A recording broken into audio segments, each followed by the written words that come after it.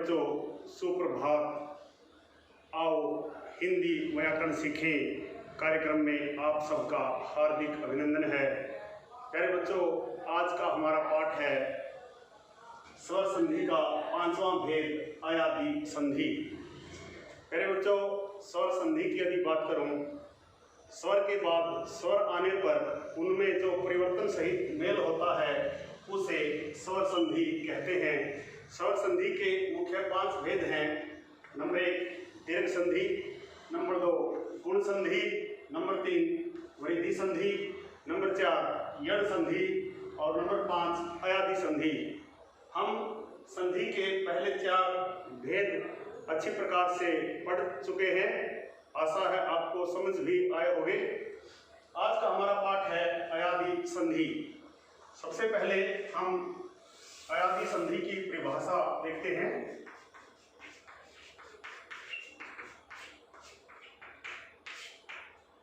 यदि ए, आई, ओ तथा औ के बाद भिन्न स्वर आ जाए,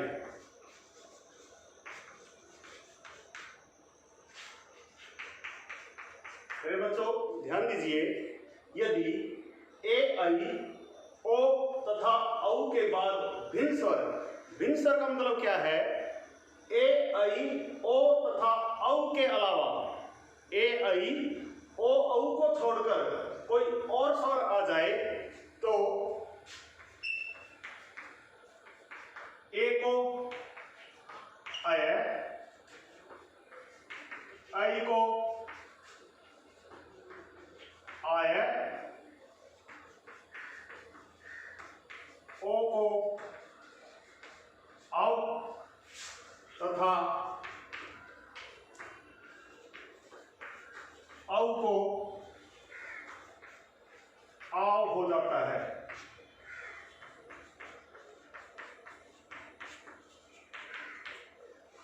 अयादि संधि की परिभाषा एक बार फिर देख लीजिए।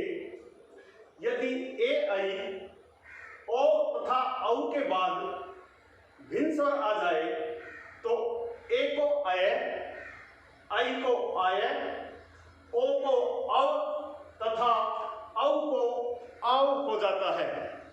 ये थी आपकी अयादि संधि की परिभाषा। इसको अच्छी प्रकार से तैयार कर लीजिए, नोट कर लीजिए। अब हम अयादि संधि को उदाहरणों के माध्यम से समझेंगे कि किस प्रकार ए अय में, आई आय में, ओ औ में और औ आव में बदल जाता है। ने जमा अन, ये हो गया नयन। अरे बच्चों, संधि के प्रारंभ में ही मैंने कहा था, यदि आपको शब्दों का वर्ण विन्यास करना आता होगा तो संधि करने में और संधि विच्छेद करने में आपको कोई दिक्कत नहीं आएगी। हम इसका अगर हम वर्ण विन्यास करें, न जमा ए, न जमा ए, ने जमा अन। अब देखिए, आपकी अयादि संधि का नियम कहता है यदि ए के बाद भिन्न स्वर आ जाए, अर्थात इस ए को छोड़कर कोई और स्वर आ जाए तो इस ए का अय बन जाता है। ये हो गया न जमा अय जमा अन।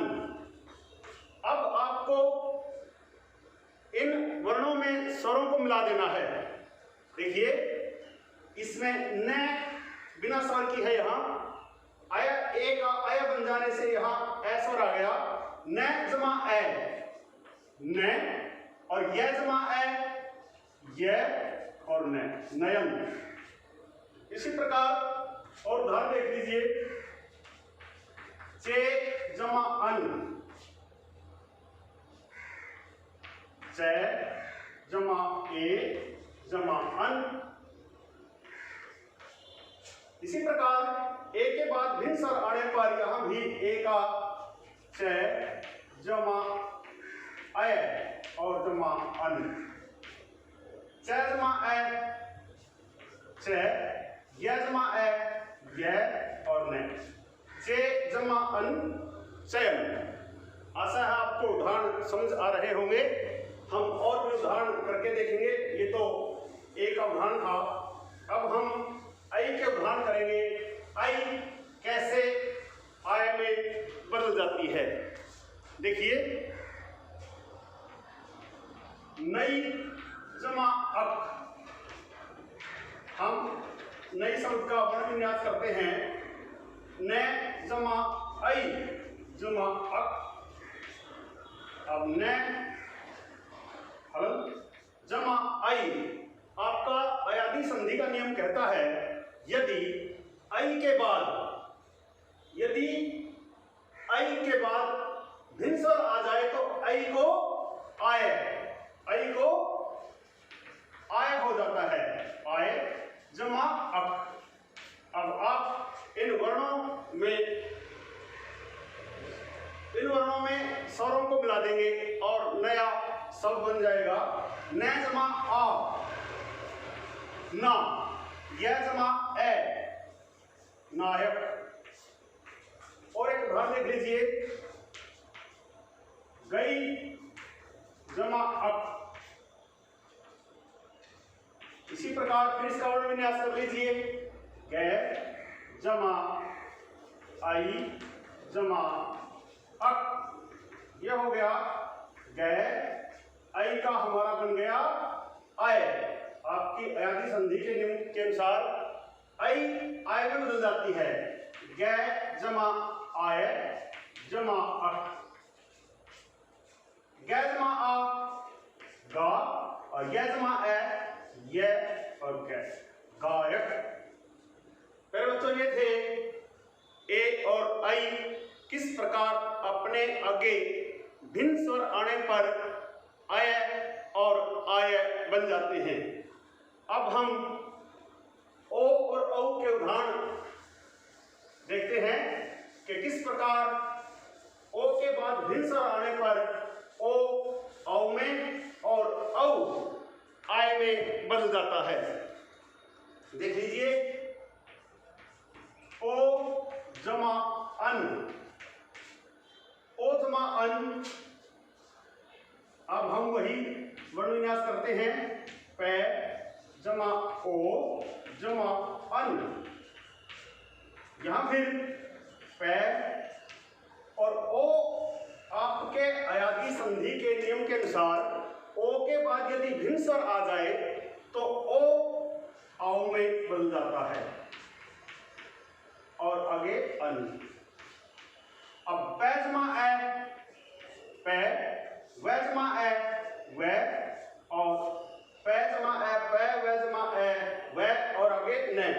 पवन, ये बन गया पो जमा अन पवन।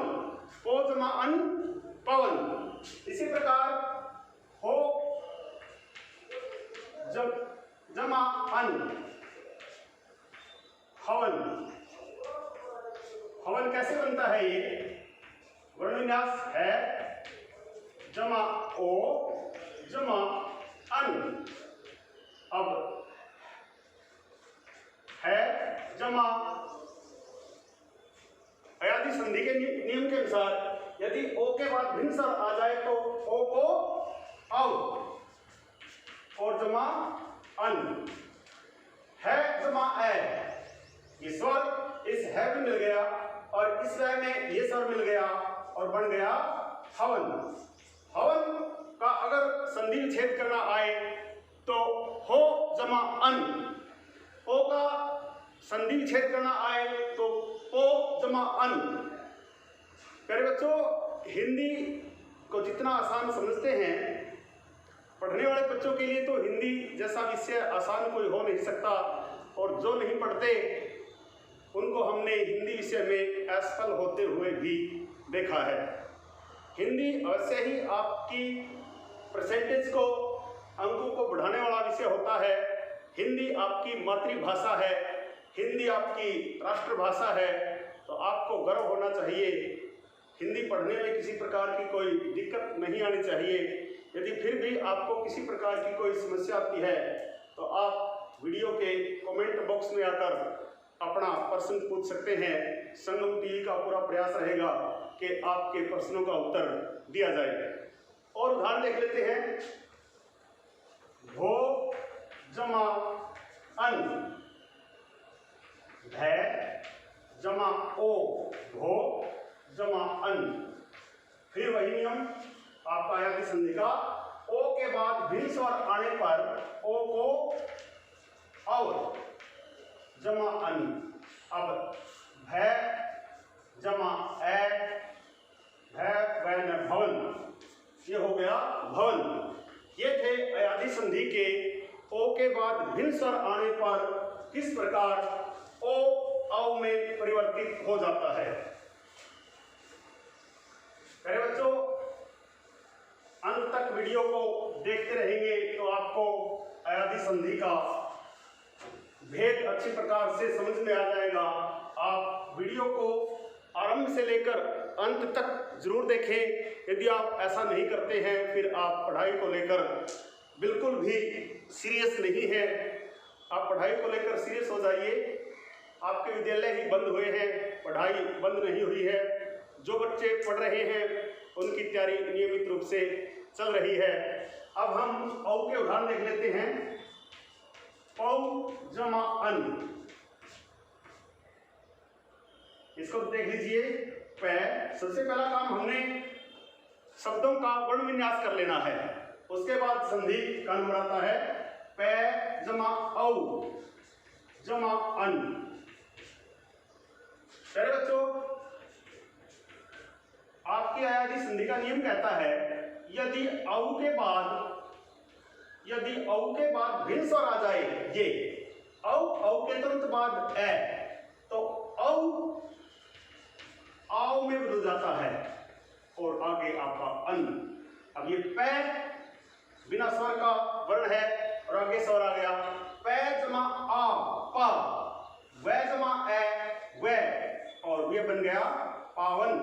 यदि आपको पावन शब्द का संधि विच्छेद करना हो तो पौ जमा अन। इसी प्रकार नाविक शब्द लेते हैं हम। नाविक, ये हो जाता है नौ जमा इक। कैसे हुआ ये नौ जमा इक? नै जमा औ जमा इक।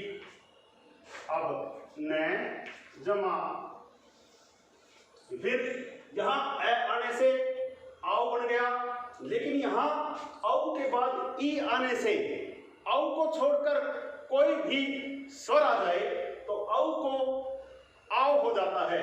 नै जमा इस औ के स्थान पर अब हम आओ लगा देंगे और आगे इक। अब देखिए, नै जमा आ ना, वै जमा ई नाविक, नौ जमा इक बन गया नाविक। और देख लीजिए,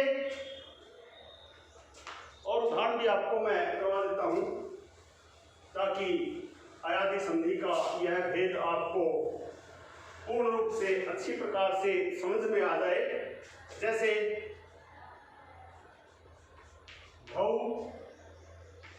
जमा उक, ए आने के बाद भी औ आओ में बदलता है, ई आने के बाद भी औ आओ में बदलता है, और उ आने के बाद भी कैसे औ आओ में ही बदलता है। देखिए, भौ जमा उक, भावुक। देखिए, हम मैं वर्ण विन्यास कर लेता हूं। भै जमा औ जमा उक। अब आपका अयादी संधि का नियम कहता है औ के बाद भिन्न स्वर आने पर, भिन्न स्वर क्या आ गया? उ, तो औ आओ में बदल जाता है। आओ जमा उ। भै जमा आ, भा, वै जमा उ, वो, भाव। ये था भौ जमा उक से बनने वाला भावुक शब्द। और देख लीजिए, औ जमा अक, पै जमा औ जमा अक। अब पै जमा औ के स्थान पर आगे ए आने से, भिन्न स्वर आने से औ का आव हो गया और आगे अक। यह हो गया पै जमा आ पा, वै जमा ए वै और आगे कै, पावक। मेरे बच्चों, मुझे आशा ही नहीं पूर्ण विश्वास है कि आज आपको अयादि संधि का यह पाठ अच्छी प्रकार से समझ में आ गया होगा। आवश्यकता है आपके अभ्यास करने की। यदि आप भी अपने मनोयोग से पूरा अभ्यास करेंगे तो मैं दावे के साथ कह सकता हूँ स्वर संधि में आपको आगे कोई दिक्कत नहीं आएगी। मेरे बच्चों, संगम टीवी ज्ञान का एक दरिया है जिसमें हिंदी व्याकरण के पाठों का सबसे सरल और सटीक विश्लेषण किया जाता है। इसमें धर्म और अध्यात्म से जुड़ी बातें भी बताई जाती हैं। समय समय पर आपको प्रेरणादायक कहानियां और कविताएं भी सुनाई जाती हैं। यदि आप संगम टीवी पर नए हैं तो आप संगम टीवी को अवश्य ही सब्सक्राइब कर लें। आज का वीडियो यदि आपको पसंद आया हो तो आप इस वीडियो को लाइक और कमेंट अवश्य करें और ज़्यादा से ज़्यादा शेयर करें ताकि आप जैसे अन्य बच्चों का भी भला हो सके, उनकी भी हिंदी विषय में किसी प्रकार की कोई कमजोरी ना रहे। प्यारे बच्चों, यदि आप चाहते हैं कि संगम टीवी के सबसे सरल और सटीक व्याख्या के साथ व्याकरण के पाठ YouTube पर अपलोड होते ही उनका नोटिफिकेशन आपके पास पहुंचे, आप बेल आइकन को जरूर दबाएं। खुश रहें, मस्त रहें, स्वस्थ रहें, योगा करें। आपका दिन मंगलमय हो।